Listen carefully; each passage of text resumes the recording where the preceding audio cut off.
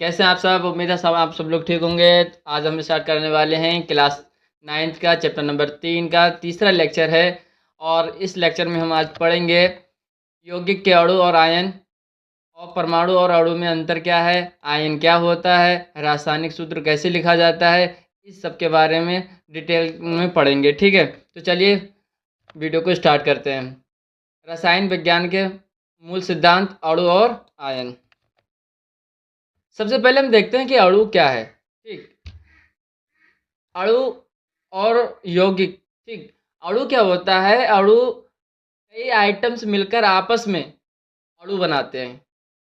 जब एक या दो से अधिक अणु आपस में मिलते हैं तब अणु का निर्माण होता है। अब यौगिक का अणु क्या है, तो मॉलिक्यूल ऑफ कंपाउंड्स क्या है, तो यौगिक जो है, यौगिक का अणु विभिन्न प्रकार के तत्वों के परमाणुओं के निश्चित अनुपात में संयोग करने से बनता है। जैसे कि अगर हम दूसरी परिभाषा देखें तो जब दो या दो से अधिक अलग अलग तत्व आपस में निश्चित अनुपात में मिलते हैं तो एक यौगिक यानी कि कंपाउंड बनता है। और उस यौगिक का सबसे छोटा कण जो होता है, जो उसके सभी गुणों को दर्शाता है, जो उसके सभी गुणों को दर्शाता है, उसे यौगिक का अणु कहते हैं। और आसान भाषा में कहें तो जिस प्रकार ईंटों से मिलकर घर बनता है, जिस प्रकार ईंटों से मिलकर घर बनता है, उसी प्रकार अलग अलग तत्वों के परमाणु आपस में मिलकर यौगिक का अणु बनाते हैं। यानी कि यौगिक का सबसे छोटा अणु, यौगिक का सबसे छोटा अणु जो उसके गुणधर्मों को दर्शाता है, उसे यौगिक का अणु कहते हैं। जैसे एग्जाम्पल है, कार्बन का एक परमाणु ऑक्सीजन के दो परमाणुओं के संयोग से कार्बन डाइऑक्साइड यानी कि CO2 का यौगिक का एक अणु बनता है। इस प्रकार यौगिक के अणु विषम परमाणु के यानी कि हेटेरोटॉमिक होते हैं। एक लाइन में दो या दो से अधिक विभिन्न तत्वों के परमाणुओं से मिलकर बना सबसे छोटा कण, दो या दो से अधिक विभिन्न तत्वों के परमाणुओं से मिलकर बना सबसे छोटा कण जो यौगिक के गुण दर्शाता है, यौगिक का अणु कहलाता है। इंपॉर्टेंट है, नोट कर लीजिए इसे। ठीक है, अब बात करते हैं परमाणु तथा अणु में अंतर क्या है। परमाणु क्या है और अणु क्या है?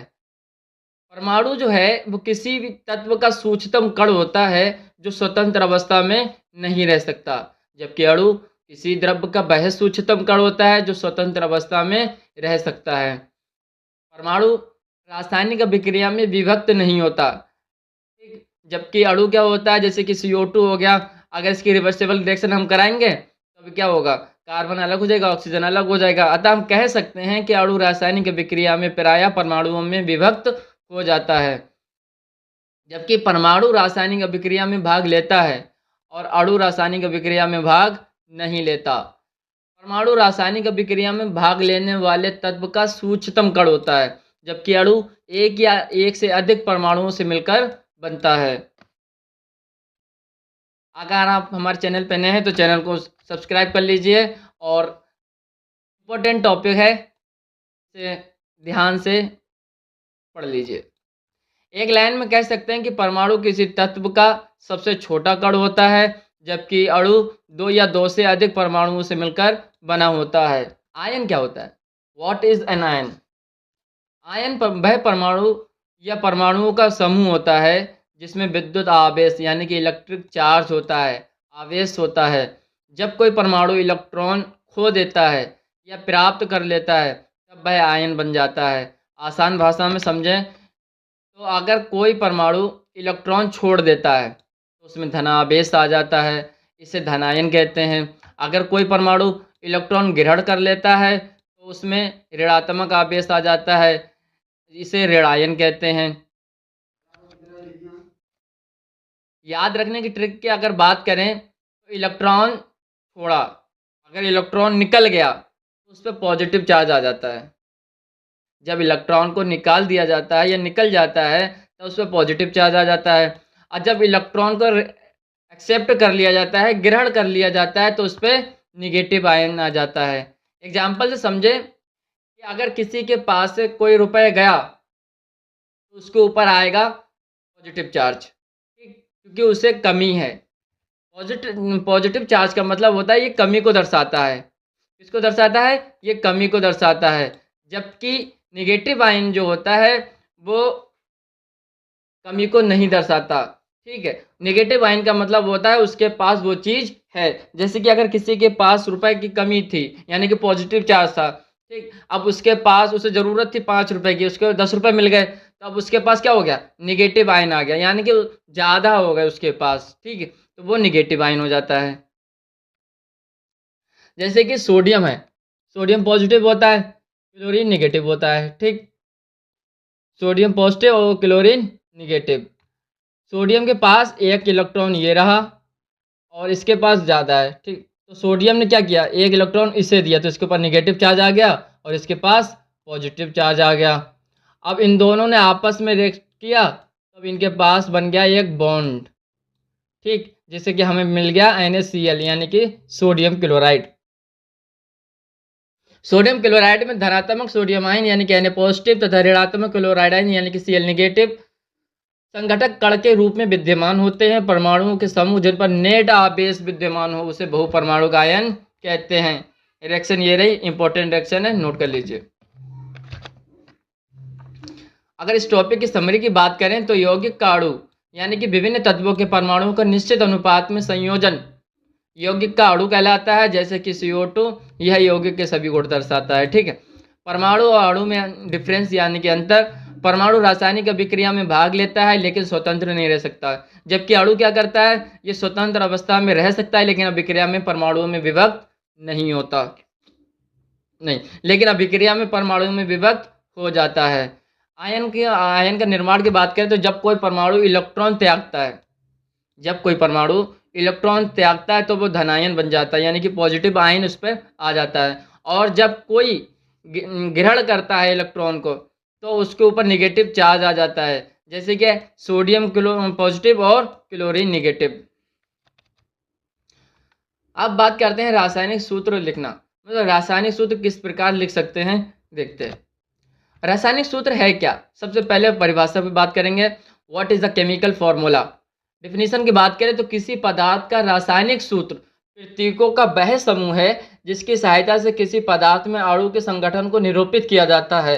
अर्थात अगर कहें तो किसी यौगिक में कौन कौन से तत्व और कितनी संख्या में मौजूद हैं, इसे छोटे रूप में लिखने को ही रासायनिक सूत्र कहते हैं। जैसे कि हमारे पास एक यौगिक है H2O, वाटर है।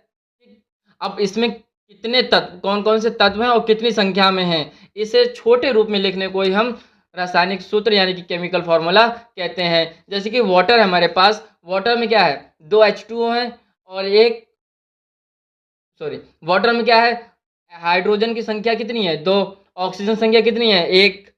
और कितने परमाणु हैं? 3 परमाणु हो गए। और कौन कौन से हैं? हाइड्रोजन और ऑक्सीजन। ठीक, अगर कार्बन डाइऑक्साइड की बात करें तो इसमें कितने तत्व हैं? इसमें भी 2 तत्व हैं, 1 कार्बन है, 2 ऑक्सीजन है।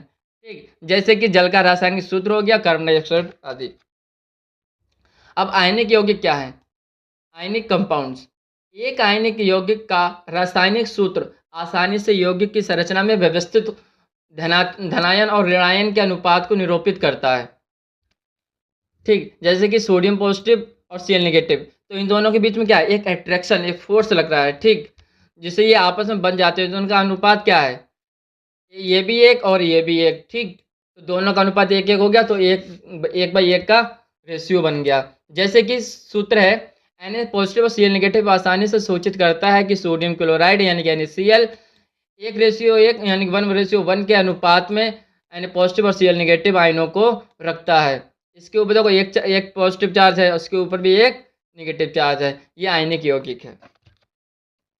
संयोजकता की धारणा यानी कि कॉन्सेप्ट ऑफ वैलेंसी क्या है? तो डेफिनेशन बात करते हैं कि किसी तत्व के परमाणु की दूसरे तत्वों के परमाणुओं के साथ जुड़ने की क्षमता को संयोजकता यानी कि वैलेंसी कहते हैं। आसान भाषा में कहें तो एक परमाणु दूसरे परमाणु से कितने बंध बना सकता है, कितने बॉन्ड बना सकता है, यही उसकी संयोजकता यानी कि वैलेंसी कहलाती है। अब किसी तत्व की संयोजन शक्ति उस तत्व की संयोजकता कहलाती है। अर्थात किसी तत्व को अपनी बाहरी कक्षा पूरा करने के लिए जितनी इलेक्ट्रॉनों की ज़रूरत होती है वही उसकी संयोजकता यानी कि वैलेंसी कहलाती है। उदाहरण की बात करें, उदाहरण से समझते हैं। एग्जाम्पल ऑफ वैलेंसी, ठीक। हाइड्रोजन है, हाइड्रोजन के बाहरी कक्षा में एक इलेक्ट्रॉन होता है, अतः ये एक इलेक्ट्रॉन ले सकता है या दे सकता है, इसलिए इसकी वैलेंसी कितनी हुई, इसकी संयोजकता हुई 1। ऑक्सीजन की बात करें तो इसके बाहरी कक्षा में 6 इलेक्ट्रॉन होते हैं, कितने होते हैं, 6। इसे ज़रूरत कितने इलेक्ट्रॉन की होती है, 2 की। यानी कि ऑक्सीजन को अपनी बाहरी कक्षा पूरा करने के लिए 2 इलेक्ट्रॉन की आवश्यकता होती है, इसलिए इसकी संयोजकता कितनी होती है, 2। क्योंकि कोई भी आइटम होता है हाइड्रोजन को छोड़कर अपना अष्टक पूरा करना चाहते हैं, क्यों, अष्टक प्राप्त करने के बाद क्या होता है, यानी कि अगर किसी भी तत्व के बाहरी कक्षा में 8 इलेक्ट्रॉन है तो वो स्टेबल हो जाता है, ठीक। अगर 8 इलेक्ट्रॉन नहीं है तो वो अनस्टेबल रहता है, अस्थिर रहता है। इसलिए हर कोई आइटम जो होता है, परमाणु जो होता है, अपना अष्टक पूरा करना चाहता है, और अष्टक पूरा करने के लिए ऑक्सीजन को 2 इलेक्ट्रॉन की आवश्यकता होती है, वही इसकी संयोजकता कहलाती है। रासायनिक सूत्र लिखते समय हम रूल नंबर 1 को याद रखते हैं कि आयनों के प्रतीक साथ साथ लिखते समय धनायन को बाईं ओर और ऋणायन को दाईं ओर लिखते हैं।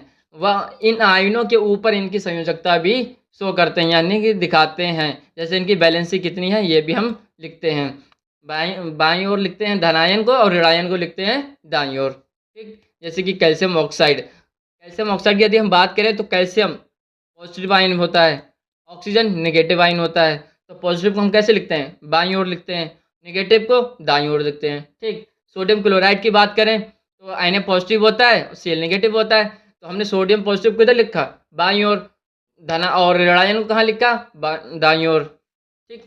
नेक्स्ट नियम नंबर 2, आवेश संतुलन, यानी कि चार्ज जो होता है वो बैलेंस होना चाहिए। अगर ये डिसबैलेंस हुआ तो यानी कि हमारी रिएक्शन जो है वो बेकार हो गई, खराब हो गई, ठीक।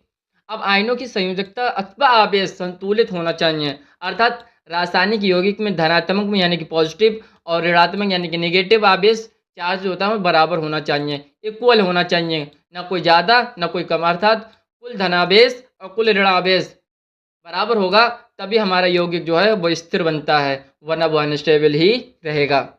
नियम नंबर 3 की बात करें तो धातु और अधातु का स्थान। जब एक यौगिक किसी धातु एवं अधातु के संयोग से निर्मित होता है तो धातु के नाम अथवा उसके प्रतीक को रासायनिक सूत्र से पहले लिखते हैं। तो धातु के नाम अथवा उसके प्रतीक को रासायनिक सूत्र में पहले लिखते हैं। जैसे कि लेफ्ट साइड यानी कि बाईं तरफ कैल्शियम, सोडियम, आयरन और कॉपर धातुएं हैं और उन्हें बाईं तरफ लिखते हैं। जैसे कि अव्वल बात ये पॉजिटिव भी होते हैं, ठीक है, इसलिए इन्हें बाईं तरफ लिखते हैं। दाईं तरफ किन्हें लिखते हैं, अधातु को। ऑक्सीजन हो गया, क्लोरीन हो गया, सल्फर हो गई, अधातुएं हैं तथा उन्हें दाईं तरफ लिखते हैं। प्लस इनके तरफ नेगेटिव चार्ज ज़्यादा रहता है इसलिए इन्हें दाईं तरफ लिखते हैं। उदाहरण हो गया कैल्शियम ऑक्साइड हो गया, सोडियम क्लोराइड हो गया, आयरन सल्फाइड हो गया, कॉपर सल्फाइड हो गया इत्यादि, कॉपर ऑक्साइड हो गया इत्यादि। नियम नंबर 4 की बात करें तो बहुपरमाणुक आयन, पॉलीएटॉमिक आयन। जब किसी रासायनिक सूत्र में एक से अधिक परमाणु आयन होते हैं तो उस आयन को कोष्ठक में लिखते हैं, यानी कि ब्रैकेट में लिखते हैं और उसकी संख्या को कोष्ठक के बाहर लिखते हैं। लेकिन यदि बहुपरमाणुक आयन की संख्या केवल 1 हो तो कोष्ठक लगाने की आवश्यकता नहीं होती। इसे भी एग्जाम्पल से समझते हैं। जैसे कि हमारे पास है मैग्नीशियम हाइड्रोक्साइड, ठीक, इसका फार्मूला होता है MgOH, ठीक। अब इसलिए OH को ब्रैकेट में लिखेंगे, क्यों, क्योंकि मैग्नीशियम हमारे पास 1 है जबकि O और H इनकी संख्या कितनी है, 2 है। तो हम इसे OH को ब्रैकेट में लगाकर 2 नीचे लिख देते हैं, जिससे हमें पता चलता है कि OH की संख्या कितनी है, 2। यहाँ OH एक बहुपरमाणुक आयन है, क्योंकि इनकी संख्या 2 है इसलिए इसमें ब्रैकेट लगाया गया है। एक नेक्स्ट एग्जाम्पल है कि सोडियम हाइड्रोक्साइड यानी कि NaOH। यहाँ OH की संख्या केवल 1 है इसलिए ब्रैकेट की आवश्यकता नहीं होती। हाँ, अगर यहाँ पे OH ज़्यादा संख्या में होते तो ब्रैकेट की संख्या ज़रूरत होती। अतः बहुपरमाणुक आयन में अगर 1 से ज़्यादा है तो ब्रैकेट की आवश्यकता होती है और प्लस उसकी संख्या कोष्ठक के बाहर शो करते हैं। और यदि एक ही बहुपरमाणुक आयन संख्या है तो उसके हमें ब्रैकेट लगाने की कोई आवश्यकता नहीं होती। मास्टर शीट की यदि हम इसका सारांश की बात करें इस टॉपिक की तो संयोजकता यानी कि क्षमता और इलेक्ट्रॉन जो बाहरी कक्षा पूरा करने के लिए चाहिए वो बैलेंसी कहलाती है। प्रतीक और आवेश, धनायन को बाईं ओर लिखते हैं, ऋणायन को दाईं ओर लिखते हैं। कुल आवेश बराबर होना चाहिए। धातु बाईं तरफ और अधातु दाईं तरफ लिखते हैं। मेटल आयन यानी कि संख्या अगर एक से ज़्यादा है बहुपरमाणु आयन की तो ब्रैकेट का यूज़ करते हैं, अगर नहीं है तो नो। तो बच्चों आज हमने सीखा कि एक और इम्पोर्टेंट चैप्टर तो बच्चों आज आपने सीखा एक और इम्पोर्टेंट कॉन्सेप्ट। अगर आपको वीडियो हेल्पफुल लगा हो तो लाइक करें और सब्सक्राइब करें, ज़रूर करें। और याद रखें कि पढ़ाई तभी आसान होती है जब सही तरीके से समझी जाए। मिलते हैं अगली वीडियो में सिर्फ बायोफोरस पर। Thanks for watch. हमारे यूट्यूब चैनल को सब्सक्राइब कर लीजिए। नोट्स के लिए बायोफोरस ऑफिशियल टेलीग्राम चैनल को ज्वाइन कर लीजिए और व्हाट्सएप ग्रुप को भी ज्वाइन कर लीजिए। इस पर लेटेस्ट अपडेट आपको मिलती रहती है। तो मिलते हैं नेक्स्ट वीडियो में, तब तक के लिए ऑल द बेस्ट।